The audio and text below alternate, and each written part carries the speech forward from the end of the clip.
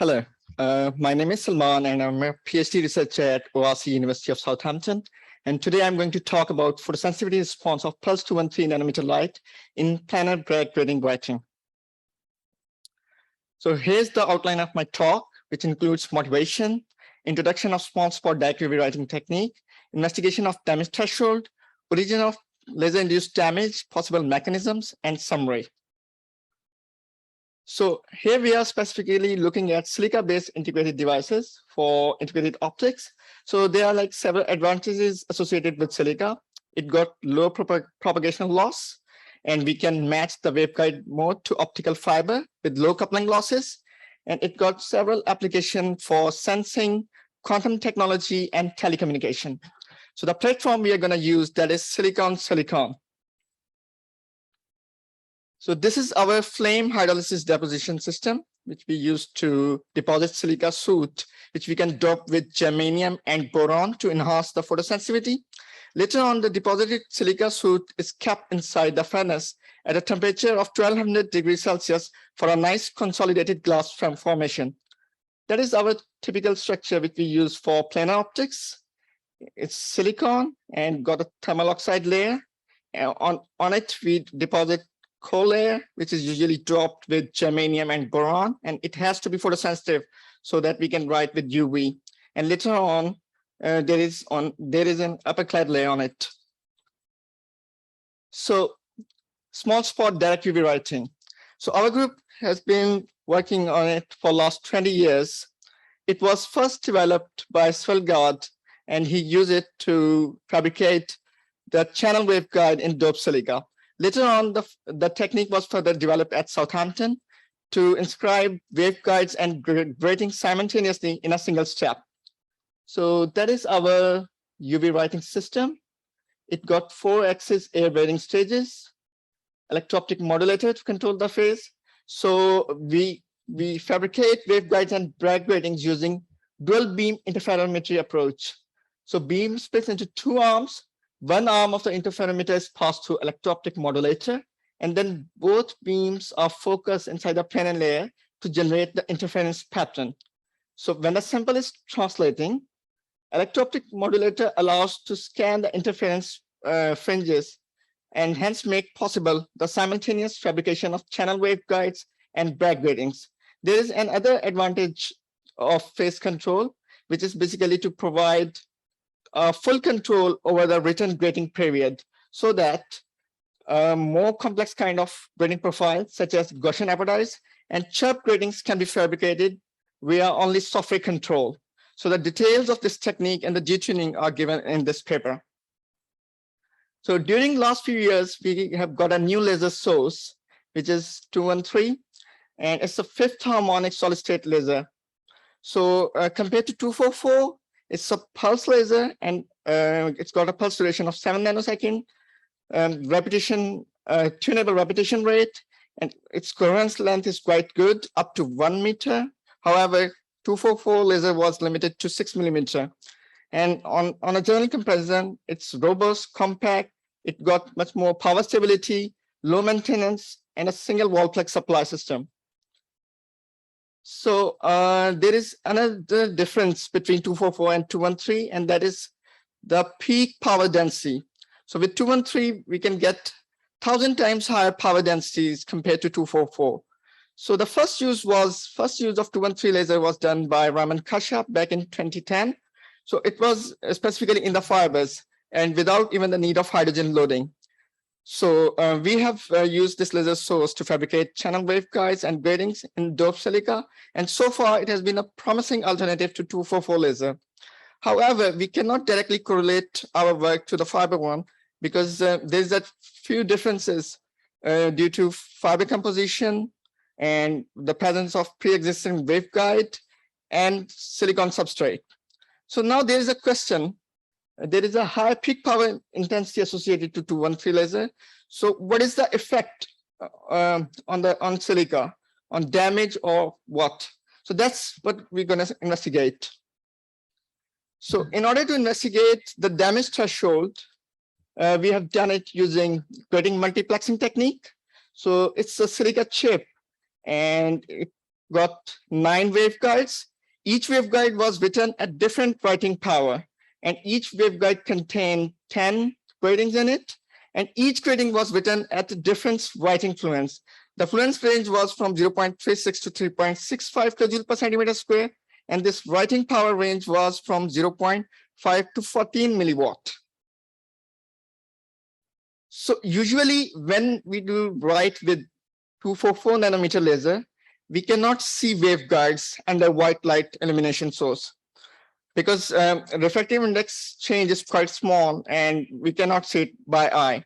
However, there's a difference with 213, as you can see this chip that was written with 213 laser.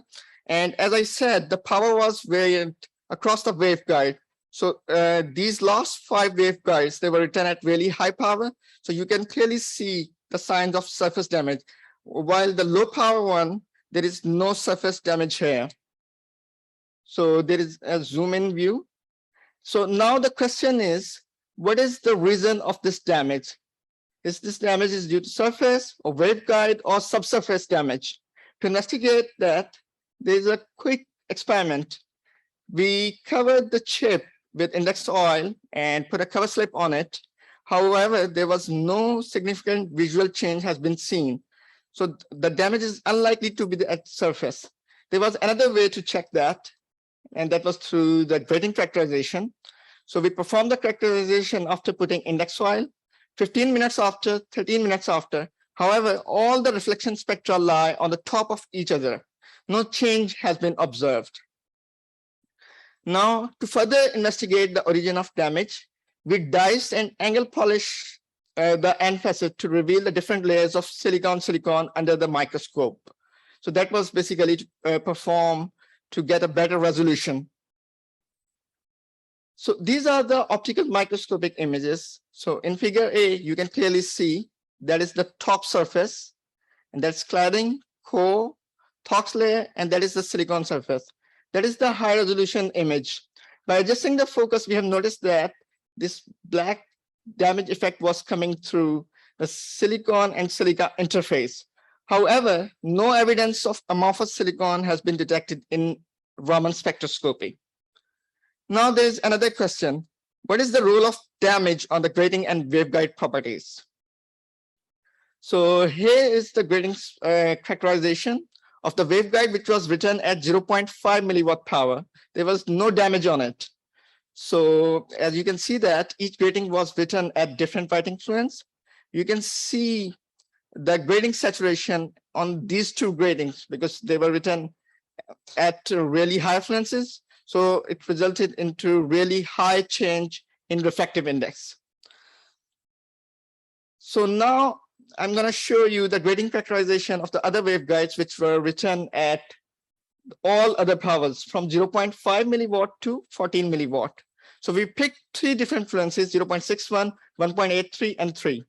On 0.61 kilojoule per centimeter square, as you can see, when the power is ramped up from 0.5 to 14 milliwatt, you can clearly see a red shift in the peak wavelength. However, it is difficult to work out here at the higher fluence. You can clearly see the red shift from 0.5 to 4 milliwatt. However, due to damage, you cannot work out which way it is here. Now, we estimated the effective refractive index using the central peak of Bragg wavelength. So here's the plot in linear scale. And in this figure, the effective refractive index change was plotted in a Lin log scale. So here, at writing power of 0.5 milliwatt, 1 and 2 milliwatt, it follows a typical photosensitivity response, which we usually observe with 244 nanometer laser. However, as the power increases to 4, 6, 8, and 14 milliwatt, you can clearly see that maximum achievable refractive index is getting lower and lower. And at really high power, the photosensitivity response no longer holds. So similar effect you can see here. So the first 3 writing powers, they lie on the top of each other and straight. And later on increasing power, the gradient starts decreasing. And at the maximum 3 powers, it doesn't hold anymore. So now here's the problem. all of the data points are lying on the top of 2 each other. minutes left. So we're going to see in a different scale where we are plotting pulses per micron. So you can clearly see the similar effects here, which I have explained previously. So now there were like some data points which were damaged. So we're going to ignore them. And this is the new image. And where we have colored them gray because all the corresponding grating spectra were unreliable. Now we have to find the ideal writing regimes. So you can see this red shaded region, which was really low power one. There was no damage on it. And on the writing on the top of it, you can get high quality gratings and really strong in 0.8 to 3.2 minutes. Then all this region, which is great, which was damaged, you can still get saturated 1 millimeter long gratings in 6.6 to 9 seconds. However, there is a compromise over the loss. And this one is the intermediate regime, which you can get good high quality gratings without even a loss. And the similar effect you can see here, as I explained. The high power one is experiencing 4 dB loss, but it's really broad compared to the low power one. And on 0.5 and 1 milliwatt power, we can have a really high quality gratings at higher fluences of 3 and 1.8 kilojoule per centimeter square fluence. As a summary, it was one of the most complicated investigation we have done. So we tried to present some writing regimes of 213 laser writing. And on the future, we're going to investigate the grating strength as a function of writing power and writing fluence. This is our group, Optical Engineering and Quantum Photonics group, one of the largest group at ORC of University of Southampton. And this is our website. That's it.